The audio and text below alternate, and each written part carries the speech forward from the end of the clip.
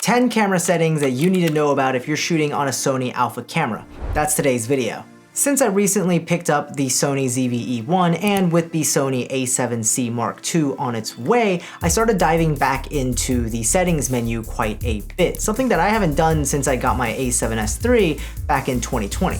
And as I was going back through the menu, I started to realize that there are a bunch of settings that either people don't really know about or misunderstand, but are really useful. So that's what today's video is about, and that's what we're gonna go through. Number 1. Clear image zoom. Clear image zoom is a Sony tech that allows you to digitally zoom up to 2 times into your image. For my ZV-E1, I can go up to 2 times in 1080p, but only up to 1.5 times in 4K. Now, I know what you're thinking. If you're not familiar with clear image zoom, you're just gonna say, that's just digital zoom, right? So like, I can just do that in post. I can just scale up my video in Premiere Pro by 150 or 200%. But that's where you would be wrong. The cool thing about clear image zoom is that it is a digital zoom, but it is nearly lossless when it comes to quality. So no, it's not like taking your video that you've already shot and digitally zooming it in 200%. If you use clear image zoom at 1.5x crop on your ZV-E1 in 4K, that shot is gonna look just as good as if you shot it with a 50% zoom optically. I don't know what magic sauce when it comes to oversampling with the sensor or whatever Sony's doing, but clear image zoom is such a good feature. So good, I've mapped it to my C2 function button. So now all of my prime lenses are also zoom lenses. Number 2, auto power off temp. For everyone concerned about their camera shutting off because of overheating, this setting's for you. By default in the menu, this is gonna be set to standard. I would go ahead and change this over to high. Basically for all Sony cameras, there's a lower limit and a higher limit of temperature that the camera will start to shut off at. When you're in the standard mode, you're basically telling the camera that, hey, when you reach that lower limit of temperature where it's starting to overheat, go ahead and turn off. But when you flip it over to the high setting, you're letting the camera keep pushing and keep recording all the way until it hits that high temperature limit. And only then will it shut off and tell you, hey, I need to cool down a little bit. Number 3, video file formats. XAVC-HS, XAVC-S, XAVC-SI.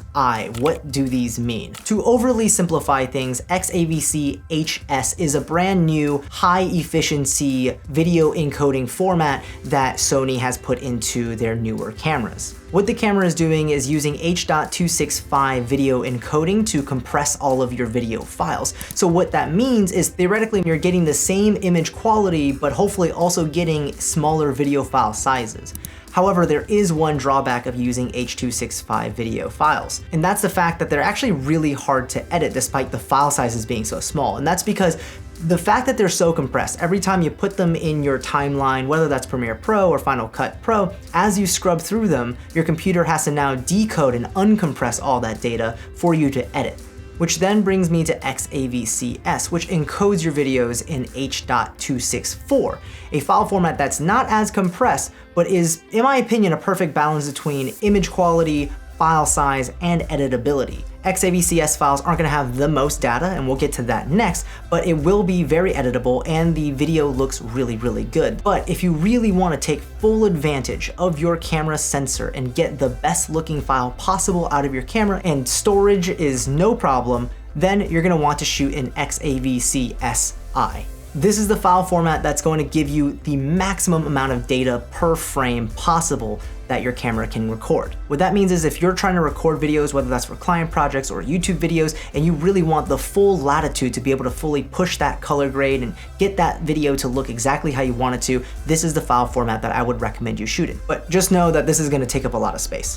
Number 4, shutter button in movie mode. Speaking of shooting videos, this is one of those settings that I'm actually really surprised all the time by when I pick up other people's Sony cameras and you're in video mode and you go to press a shutter button and it gives you an error message instead of recording. And that's because by default in the settings, the shutter button does not trigger movie record on Sony cameras. Instead, you'll have to go into the camera settings and look for an option called record with shutter. And it's as self-explanatory as that. Once you have it enabled, when you press a shutter button, you'll start recording videos. Now, why am I throwing such a huge fit about this? Well, that's because on cameras like the Sony ZV-E1, there aren't that many custom function buttons. But did you know that the movie record button is actually a programmable custom function button? So if you turn on record with shutter, you can now use your shutter button as your record button and your record button as any custom function button that you want. Number 5, different settings for stills versus movies. Here's one that I actually wasn't aware of until very recently. If you're a hybrid shooter like me and you shoot photos and videos on the same camera often, you're gonna love this one. So normally when you go to shoot a video, you have certain settings set up, like your picture profile. Maybe you're shooting in S-Log3 and you're shooting in 1/50th or 1/60th shutter speed, and you have your ISO at 640 because you're shooting in S-Log3. But then you flip over to photo and now you're like, okay, let me change my picture profile to none because I'm shooting in RAW. Let me crank my shutter speed back up. Let me drop my ISO or up my ISO or whatever. But you always have to change settings when you go back and forth between photos and video modes. Well, if you select different settings for stills versus movies, you're gonna get a list of options to keep independent depending on your shooting mode. Now, personally, I went ahead and checked all of these, and what this does is when you shoot in video mode and you switch over to photo mode, instead of carrying your settings that you currently have from your video mode into your photo mode, when you switch over to photo mode, it's gonna use the settings that you last used in photo mode. Number 6, monitor brightness. I've seen a lot of people complain about the fact that the LCD screen on the back of Sony cameras can sometimes be too dim in bright environments, especially if you're outside in bright sunlight. And if you don't have an external monitor, then sometimes it's really hard to see what you're shooting. And I mean everything from your focus and exposure to like just composition. Sometimes I can literally not see the screen. In the settings, you can actually adjust your monitor brightness. If you click into the manual mode, you'll be able to pick +1, +2 brightness or -1, -2 brightness, which is great for bringing up that brightness in bright environments. But there's also a sunny mode, which makes your LCD even brighter. The only thing to keep in mind is the fact that this is going to drain your battery faster and it's going to generate a little bit more heat. So on cameras with slightly worse heat dissipation like the Sony ZV-E1, just know that this might contribute to it overheating a little bit quicker. Number 7, gamma display assist. So if you're like me and you want to get the maximum image quality possible out of your camera, you're going to be shooting in some sort of flat picture profile, whether that's HLG or S-Log3. Personally, I shoot in S-Log3. And normally I have an external monitor on top of my camera that allows me to load in preview LUTs to help me kind of take that S-Log3 flat, desaturated, low contrast image and preview what it will look like once it's converted to Rec. 709 or a normal looking image. But if you don't have an external monitor and you just have your camera and the back LCD screen, you don't have to worry. In the menu, there's a setting called Gamma Display Assist, and I would recommend you go ahead and turn that on. It does exactly what I said the preview LUTs would do, which is let you preview right on the back of your LCD what your S-Log3 or HLG footage will look like once it's been converted to a normal looking image in Rec. 709 color space. And of course, the important thing is this doesn't bake that look into your final video file that you'll get onto your SD card. Instead, it's just a preview just so you can get an idea of what you're shooting. And on top of that, what's really nice is I just go ahead and leave it in the auto mode where the camera will know if I'm shooting in a applicable picture profile like HLG or S-Log3. So when I switch over to no picture profile, whether that's for photos or something else, it won't apply the Gamma Display Assist. But once I switch into S-Log3, it'll automatically kick in and it'll already go ahead and give me a previewable image. Number 8, focus peaking. If you're planning on manual focusing, this is something that you're gonna want to use. Well, actually, if you're gonna plan on manual focusing, I would really recommend having a 5 or 7-inch camera monitor on top of your camera so you can really make sure you're dialing in your focus. But if you don't have an external monitor, the next best thing is gonna be to turn on focus peaking. I would go ahead and set your peaking levels to either low or mid. I prefer mid. Then I would pick white as my focus peaking color since that's the easiest one for me to see regardless of what I'm shooting. This is super clutch when I'm trying to shoot static scenes and I do not want the focus to change and be distracting. This way I can just flip my lens to manual focus, turn on focus peaking, dial in my focus, and hit record.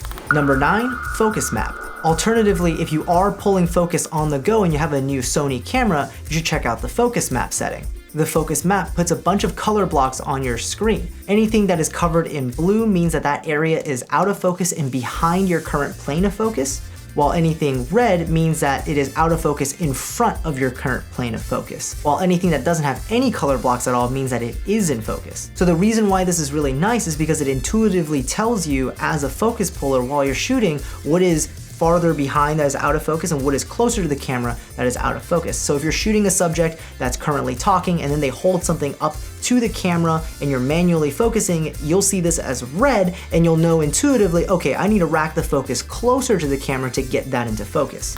Number 10, function settings menu.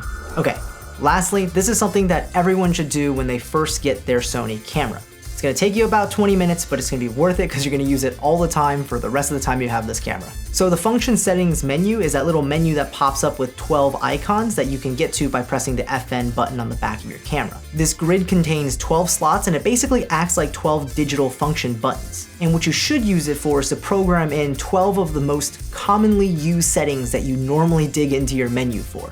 So for me, I have mine set up with things like picture profile, white balance, audio levels, stabilization mode, focus modes, and shooting modes. You can copy mine if you'd like, but what I recommend is every few months, kind of open up that functions menu and look at the 12 that you have chosen and look to see if there's any of them that you don't ever use, and go ahead and replace that with something else that you recently recall going into the menu to change. If you have any other questions about Sony cameras, whether it's about camera settings or about the next piece of gear that you should buy, you should join my new Discord server. I just started a Discord server for photographers, filmmakers, and content creators of all levels to meet other creatives, share your work, and talk shop. Don't miss out on a chance to be a part of a growing community, and click on the link in the description down below to join. Alright, that's it for this one. If you enjoyed, hit that like and subscribe button, and if you want to watch another video from me, here's a video that the all-knowing YouTube algorithm picks specifically just for you. As always, I'll see you in the next video. Peace.